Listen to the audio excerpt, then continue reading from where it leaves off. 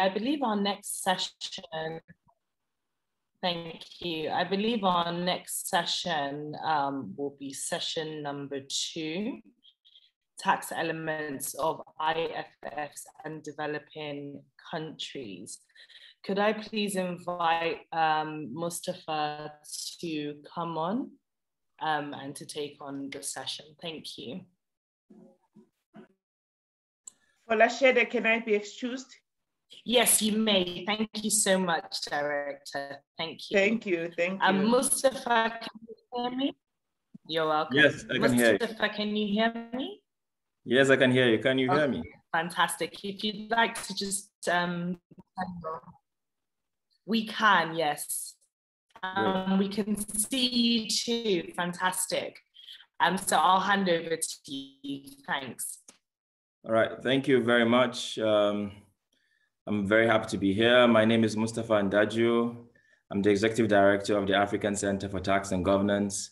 I am privileged to moderate this session today. This session is on tax elements on illicit financial flows and developing countries. We have a stellar cast of speakers. Two of them I know very well, one I also know. And I assure you that this session is going to be very interesting. And I like the flow of this conference, how we started all with the overview and now going to looking at specific areas and having these experts in these specific fields speaking to these very, very important issues. Ground rules to the speakers. We have 10 minutes each, after which, if you all present, we'll go into a Q&A session. So we'll be very strict with time because we're not doing so well with time coming from the first session. So I would like to introduce our first speaker of the day, Joy Waruguru Dubai. Joy is from the Institute for Australian and International Tax Law. She's an international tax expert. She's currently completing a PhD in tax, not surprising. She has experience in both private sector and the NGO. She's worked with the KPMG, ActionAid, Oxfam, TGNA, and many, many others. So her topic is digitalization of the economy, taxation challenges for the global South. Joy, the floor is yours. Thank you. I hope you can hear me. And I don't know if you can see me as well. Clearly, both, yeah. Fantastic. Okay, thank you so much. And good afternoon from Vienna, where it's a really lovely day. You can see my background looks like a beach. I just thought, since the weekend, we can feel a little bit relaxed while we hear about tax. I'll try and keep mine short. We have 10 minutes, so I'm going to push through each of the topics. I was asked to cover quite a broad topic. I mean, digitalization of the economy, focusing on the tax challenges and how tax administration and combating IFFs can benefit from technology and the use of technology for administration. So I'll just go right into it.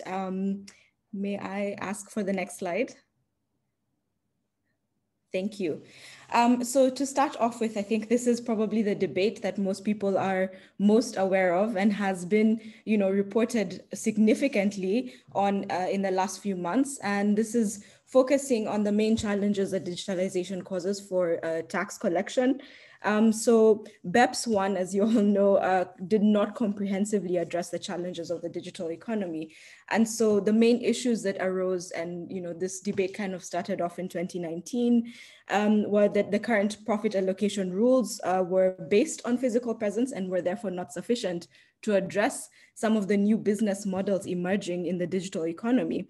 And for example, new factors had emerged, like the concept of a user, and data had become much more valuable. So holding data about you and your preferences can earn income for a company. So this discussion then went over into the OECD Inclusive Framework. They began negotiations on how to address the remaining challenges of BEPS and the challenges that the digital economy was raising for taxation in general. And this brought about the proposal on Pillar 1 and Pillar 2. And to briefly explain to you Pillar 1, Pillar 1 is about the reallocation of taxing rights, and it has elements to it which are Amount A, which focuses on allocating profits, or what we refer to as residual profits, to the market jurisdiction. And the most recent statement from the OECD, which came out on 1st July of 2021, this statement actually clarified that this residual profit will be profit in excess of 10% of revenue and would be 20 to 30%. And they would use a revenue-based allocation key to determine how much revenue will be allocated to the market jurisdiction. Of course, there are questions. 10% of an amount is quite small. It could potentially be quite small. Amount B then focuses on the fixed return for baseline marketing and distribution activities that take place physically in the market jurisdiction.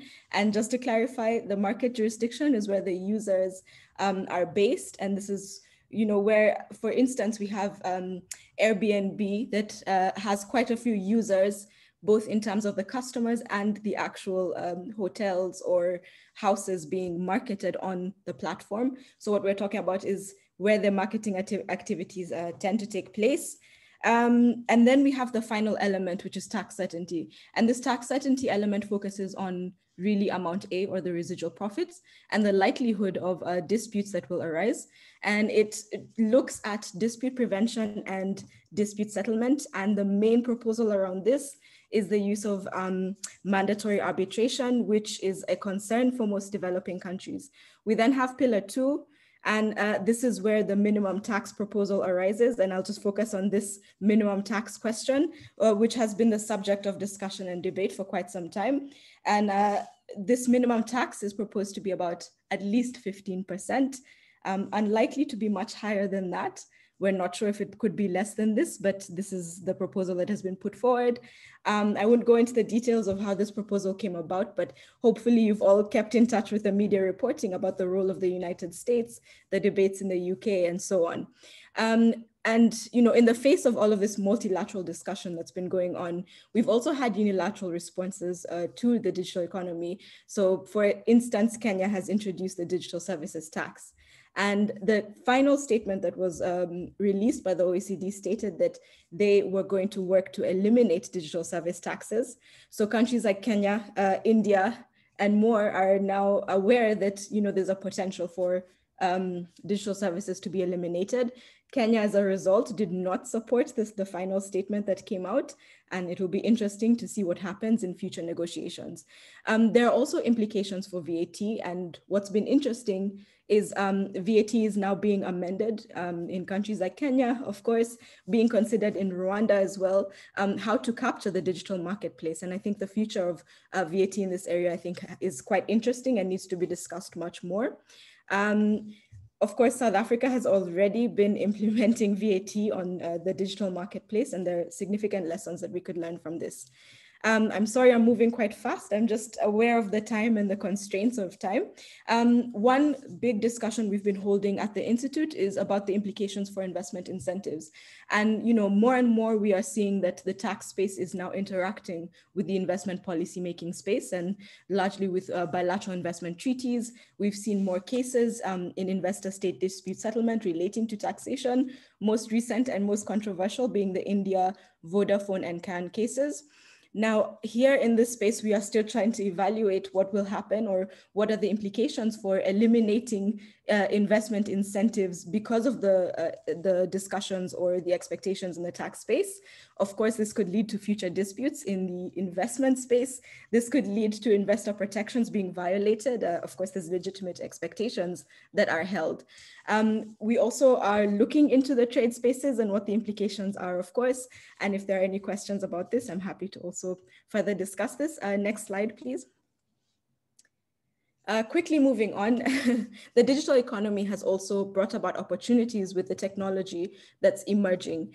And one of the things we are looking into is how tax administration can take advantage of new technologies and the ways in which they can begin to take advantage of new technologies. So of course, there needs to be a roadmap towards adopting new technology. For example, you already find that a number of authorities are using e-filing systems. So online iTax in Kenya, online filing in most countries is now common. You can file your tax returns, your VAT returns which is all quite possible. But the big question we are asking ourselves is about data management for administrations and the benefits from big data, data analytics, and artificial intelligence. The biggest benefit we see, not only in managing the actual data, but evaluating the data that's held. So you can use the common characteristics of a specific tax crime or certain tax avoidance schemes, input them into the system, and using AI, you can actually red flag these common transactions that have these characteristics, and this can ease the audit process. This would be very useful, in fact, in easing the capacity of tax administrations. And what we've seen is we have a few customs authorities across the continent that are testing the use of big data and data analytics. It's quite fascinating, and if you'd like to hear more, we have an ongoing project. We're also working on the use of blockchain. Next slide, please. We're especially, of course, interested in how technology can assist in combating IFFs. And again, of course, the focus is data management. It's important to understand that authorities deal with a wealth of data. They're receiving beneficial ownership information, legal ownership information, customer due diligence, know your customer, suspicious transaction reports, cash transaction reports. And if you were listening to Director Kanyile's presentation previously, you'll understand that they deal with so many reports coming in on a daily basis that they then need to translate into intelligence data that can be consumed by other authorities or other reporting institutions. How can you manage this data and how can you take advantage of technology? We have begun to look at blockchain and specifically distributed ledger technology, which allows for this decentralized ownership of data. And this can then connect the data to one another. And you can then implement data analytics and AI to actually evaluate this data and identify the red flags, which could be extremely interesting and useful if you're trying to understand the entire criminal network. Of course, this must be primarily based on interagency cooperation. Different authorities deal with different data. They also deal with different aspects of a crime. And if you're able to connect their systems, ensure interoperability, but also respect privacy and security, there are great benefits in terms of detecting at an early stage, investigating very quickly, and hopefully prosecuting and recovering the assets. Next slide, please. So what will it take? As I mentioned, a roadmap is absolutely necessary. One must understand that cultural change is necessary for the institution. You must look at the human aspect and you must look at the systems that are available and how they're being used. Ownership of systems and tools is extremely important. This type of data is quite sensitive. You're holding data about your citizens and probably beyond. You cannot have an institution like, for example, Microsoft owning part of that data or the system that hosts that data because they may have rights to use that data.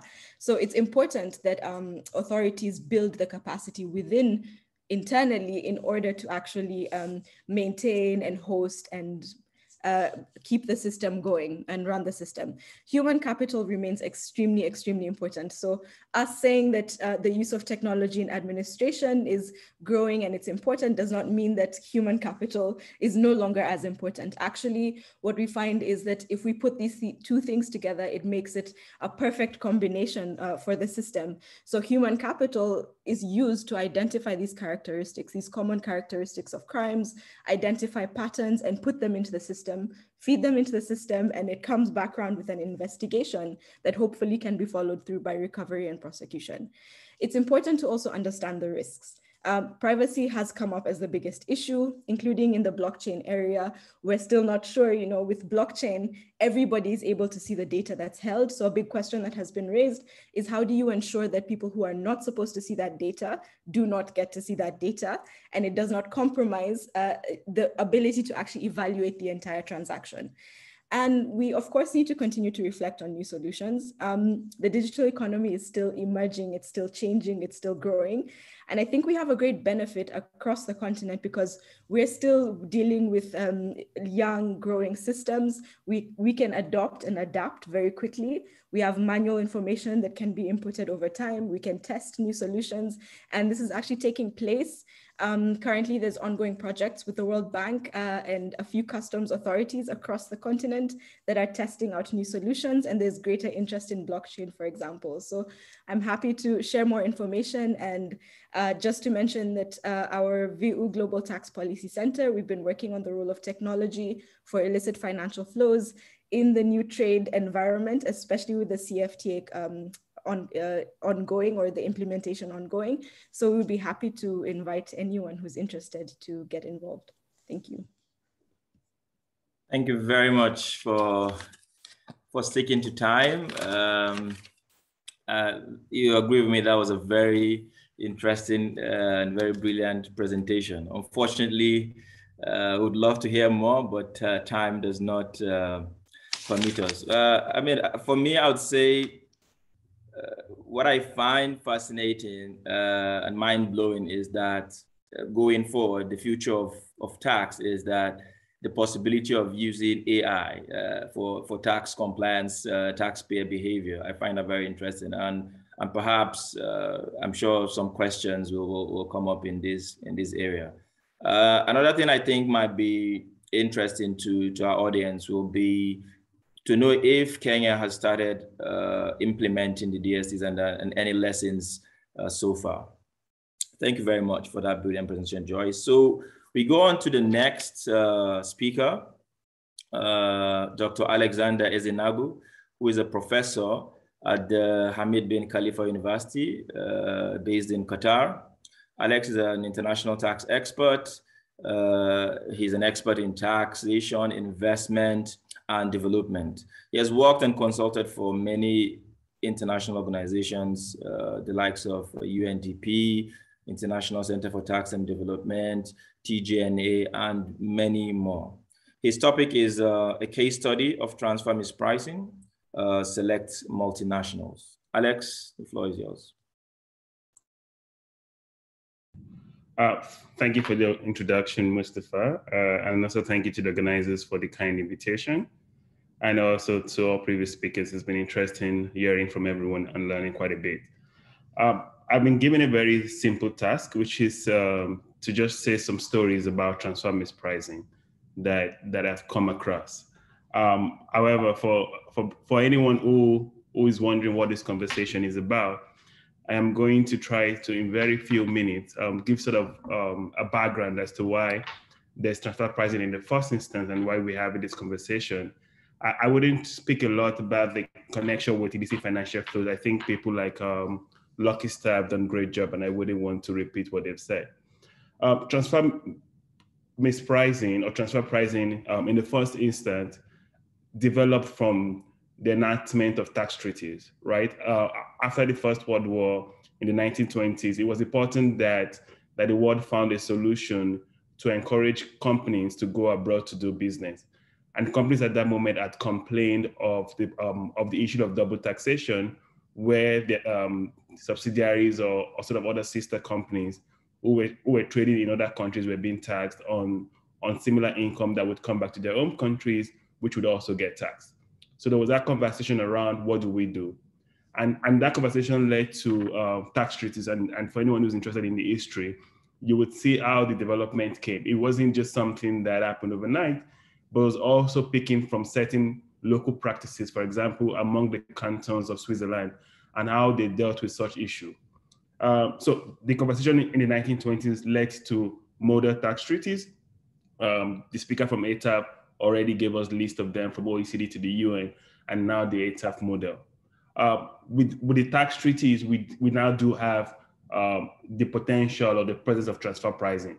And transfer pricing emanates from Article 9 of the model tax treaties. And that sort of gives birth to the relevance of transfer pricing.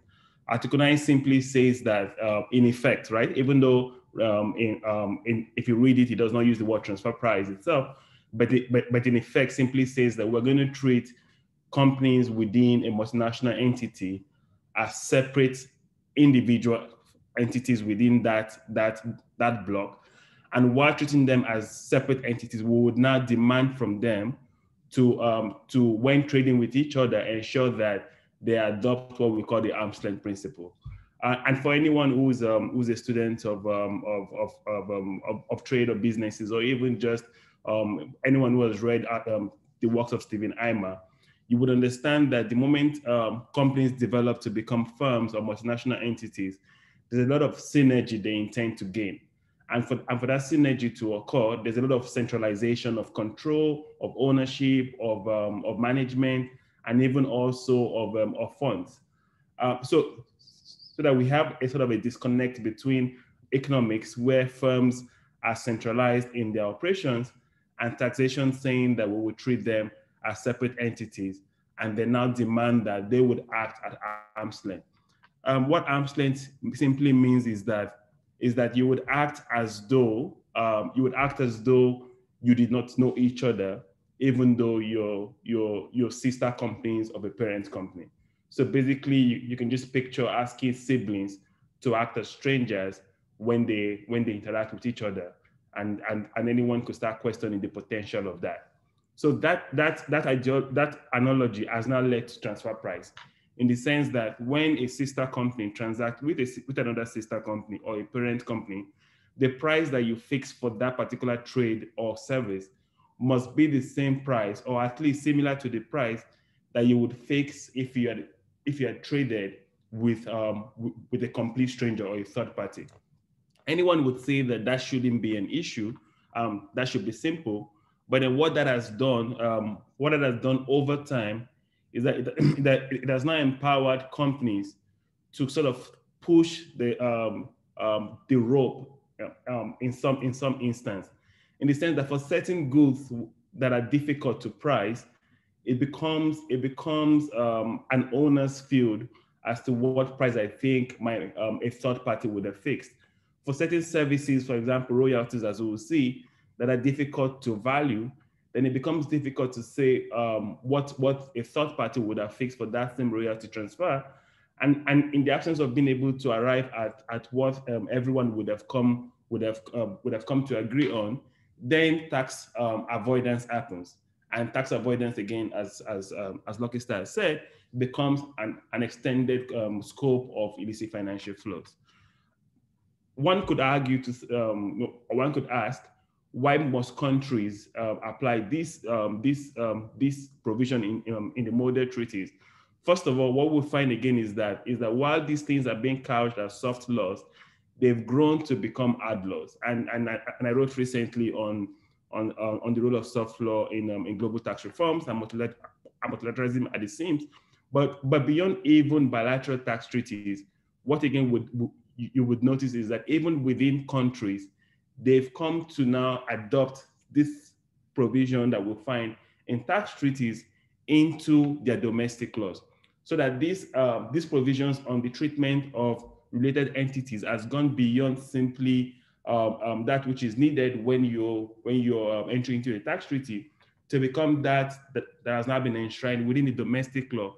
And for some countries like Nigeria, actually even applies to domestic transactions between companies of the same group. So for example, if you take a bank that has an insurance firm, when they transact between themselves, even within the country, they would have to comply with this arm's length principle. And again, I'm happy to share a lot of these slides later. But from the analogy given, what we see now is that we have a plethora of cases where companies have now been able to, using different strategies. Some of you might have had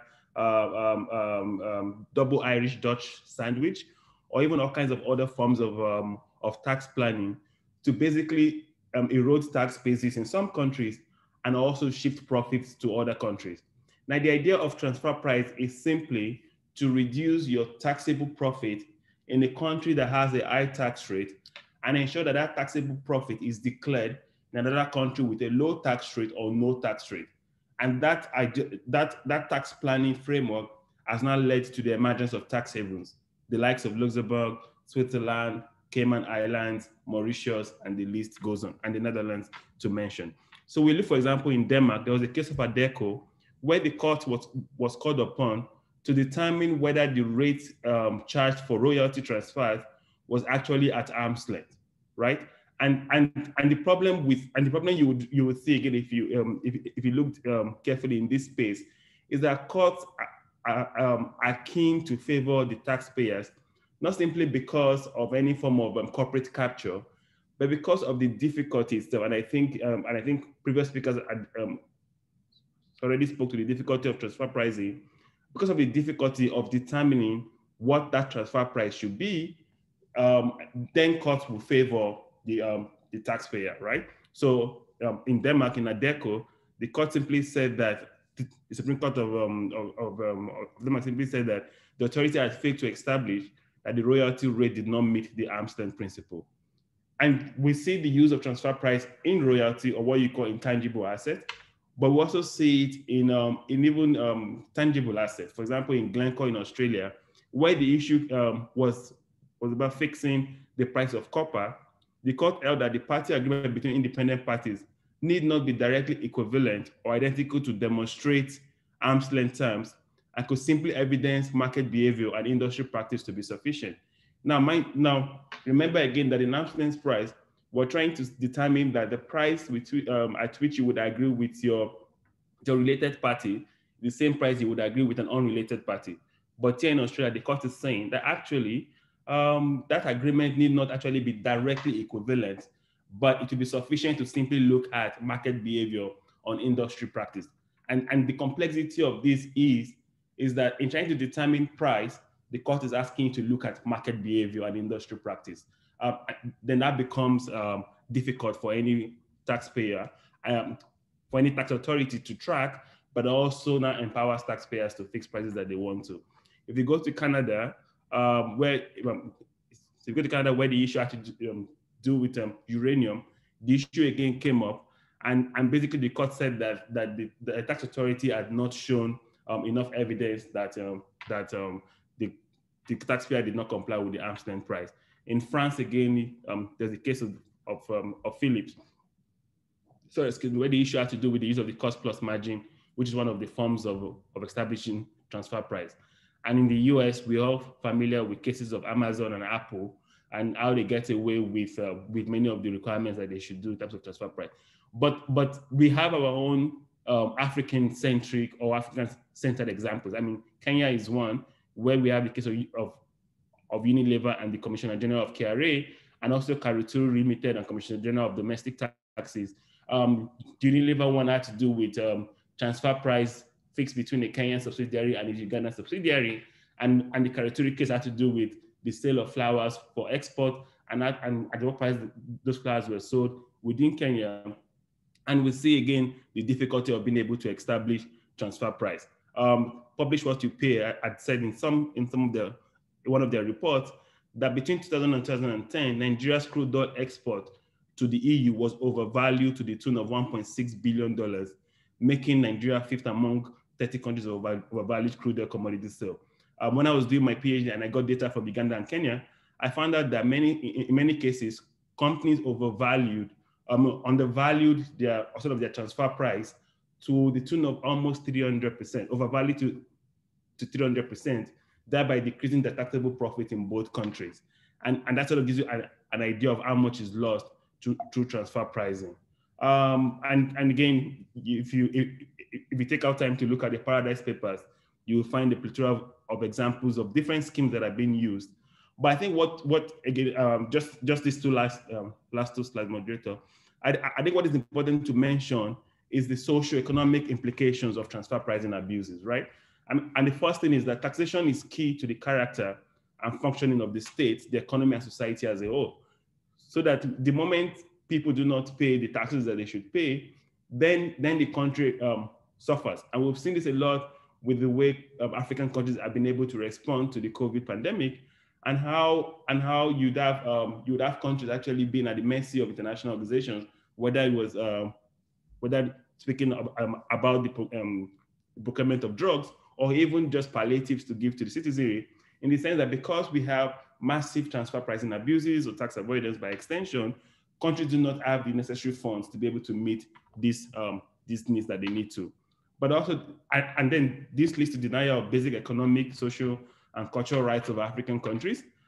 But even beyond that is that the moment multinational entities who are the major explorer and exploiter of resources in African countries do not pay taxes, then there's a shift of the tax burden to individuals who are already, by any global metrics, are considered poor, right? And so, and that's why you find that many African countries, now you see increase of VAT, which is a tax on consumption, and one that is deemed regressive. You also see government trying to overburden SMEs and even just informal sector, simply because the multinational entities who actually have the ability and should pay more do not pay more. But even beyond that, there's just the ideology of internation and inter-taxpayer equity.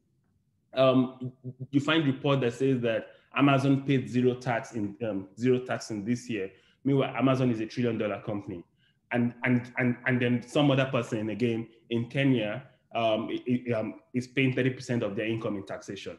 That inter-taxpayer equity is one that is not there, and one that, you know, for those of us who are lawyers, you find that equity would want to step in that kind of situation. And finally, one may ask, what is the solution? The solution, again, quickly goes back to sort of the aligning economic reality of firms with taxation, with tax law, to say that we need to leave that erroneous concept that it's possible for sisters and brothers of a family to deal with themselves, except there's acrimony, as though they were complete strangers.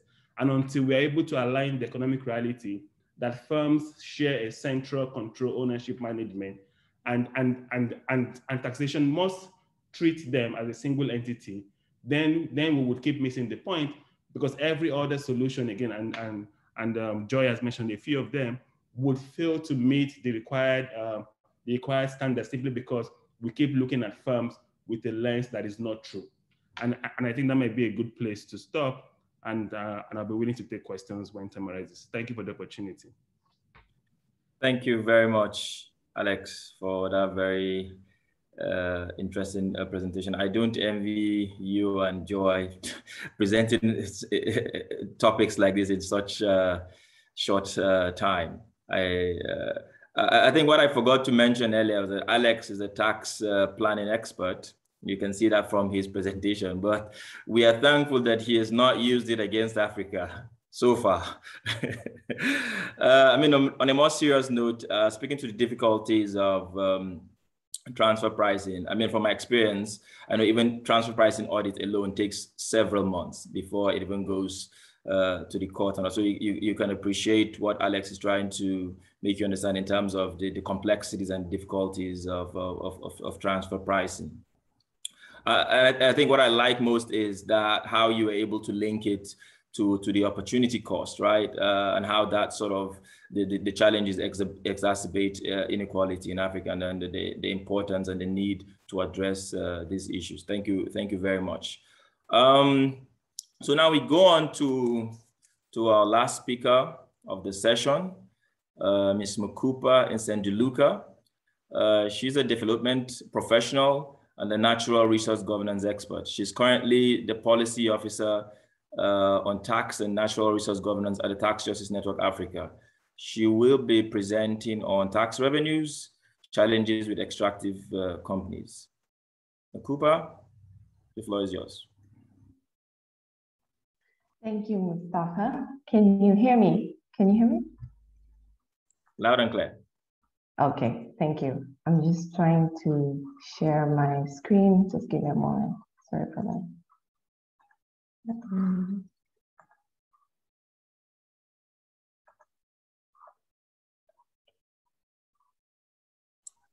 We can see your screen. You can see it? Okay, cool. All right. But I can't move my camera. Oh, Joy? sorry. So it's been presented by Marissa. So okay.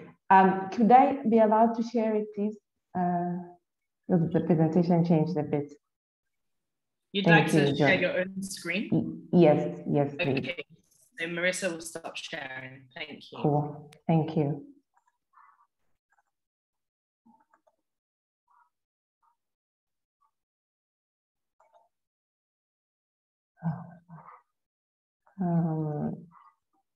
Sorry for that. I'm having a bit of a challenge. Anyway, let me just, maybe Joy, you can share it for me.